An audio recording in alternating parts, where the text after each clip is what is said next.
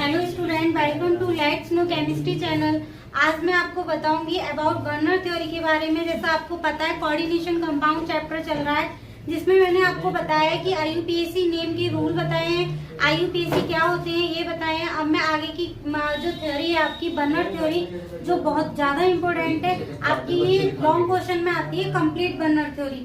ठीक है, इसमें हम देखिए इसके पॉस्टुलेट पढ़ रहे हैं। इसमें क्या है आपका पॉस्टुलेट ऑफ बर्नर थ्योरी में अगर हम देखें तो पहला ये है कि in coordination compound of metal show two type of valency, यानी कि जो कोऑर्डिनेशन कंपाउंड होते हैं आपके मेटल क्या करता है, उसमें टू टाइप की बैलेंसी शो करता है। कैसे देखिए, पहली बैलेंसी होती है आपकी प्राइमरी बैलेंसी और सेकंड इज सेकेंडरी बैलेंसी, यानी कि इसमें जो कॉम्प्लेक्स होते हैं उसके central metal atom two type की बैलेंसी शो करता है।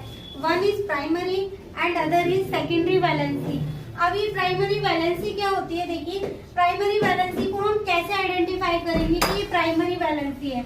होता ये है कि these are normally ionizable and satisfied by negative ions, यानी जो प्राइमरी बैलेंसी होगी वो क्या होगी आपकी, नॉर्मली देखा जाए तो आयोनाइजेबल होगी, यानी कि अगर हम उसको डिसोसिएट करते हैं तो वो जैसे कॉम्प्लेक्स है हमारे पास, तो कॉम्प्लेक्स को हम क्या कर रहे हैं, पानी में डिजोल्व कर रहे हैं, तो क्या होगा आपके पॉजिटिव और निगेटिव आयन अलग हो जाते हैं। तो वही ये कह रहे हैं, इसमें ये आयनाइज होने के बाद क्या मिलेंगे, हमें नेगेटिव आयन मिलेंगे। जो हमारे नेगेटिव आयन होंगे ना, हम उन्हीं को क्या कह देंगे, प्राइमरी वैलेंसी कह देंगे।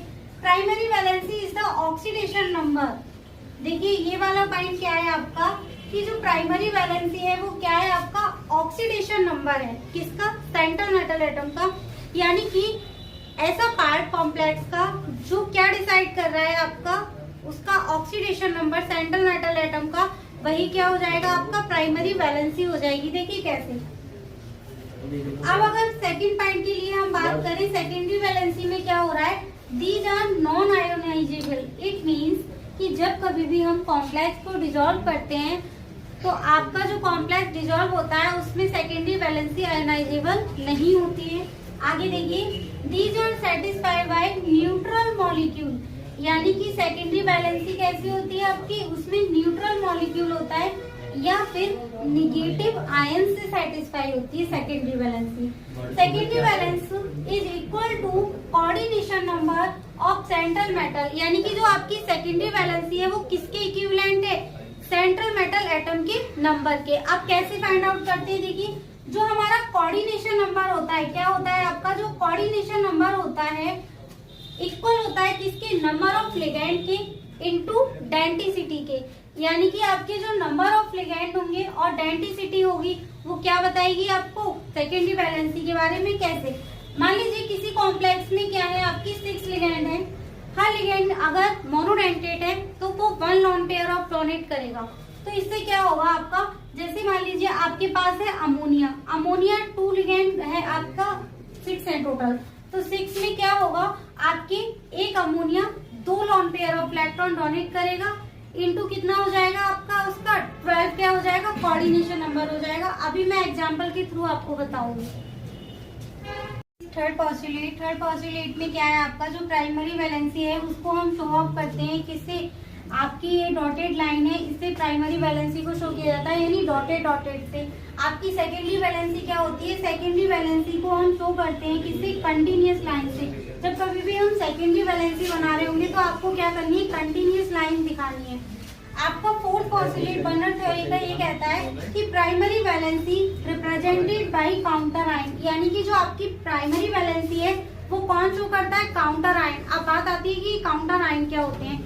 कॉम्प्लेक्स के अंदर काउंटर आयन की यदि हम बात करें तो देखिए आपका मान लीजिए कॉम्प्लेक्स है आपके पास ये CONH3 का 6 देन Cl3, ये जो आपको Cl3 दिखाई दे रहे हैं ये क्या है आपके, दैट इज काउंटर आयन। इनको आप क्या कहेंगे, ये है आपके काउंटर आयन। तो वही इन्होंने कहा है कि primary valency represented by counter ion, यानी कि ये जो काउंटर आयन है यही डिसाइड करेंगे किसको, प्राइमरी वैलेंसी को। सेकेंडरी वैलेंसी क्या है, देखिए secondary valency represented by ligand.